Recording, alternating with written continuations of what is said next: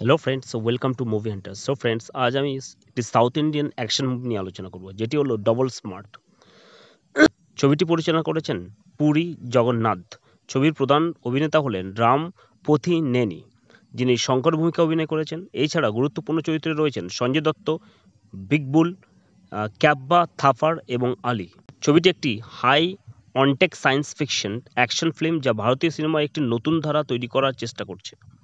ছবির গল্প একটি সায়েন্স ফিকশন এবং প্রতিশোধের প্লটে আবর্তিত। গল্পের কেন্দ্রীয় চরিত্র শঙ্কর, যিনি বিগ বুল নামক এক বিপজ্জনক অস্ত্র ব্যবসায়ীর ষড়যন্ত্রের শিকার হন। বিগ বুল তার স্মৃতি শঙ্করের মস্তিষ্কে স্থানান্তর করতে চায়, কারণ সে মৃত্যুর মুখে দাঁড়িয়ে। কিন্তু এই স্মৃতি স্থানান্তরের পর শঙ্করের নিজের কিছু স্মৃতি রয়ে যায়, যা তাকে তার পুরনো জীবন এবং মিশনের কথা মনে করিয়ে দেয়।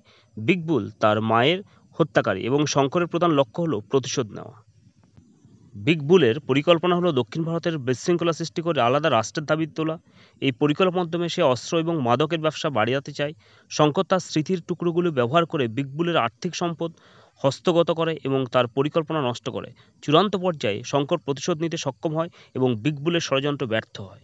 ছবিটিতে মূলত সঞ্জয় দত্ত খলনায়কের ভূমিকা অভিনয় করেছেন এবং তিনি একজন অস্ত্র ব্যবসায়ী ও তার অস্ত্র ব্যবসায় ও মাদক কারবার বাড়ানোর জন্য তিনি সাউথ ইন্ডিয়াকে নর্থ ইন্ডিয়ার থেকে বিচ্ছিন্ন করে একটি আলাদা আ রাজ্য বা রাষ্ট্র তৈরি করতে চান, যাতে করে দেশের মধ্যে দুটো আলাদা, আলাদা বিভক্ত হয়ে একটি উচ্ছৃঙ্খলতা সৃষ্টি করে এবং দেশ বিভক্ত হয়ে যায়।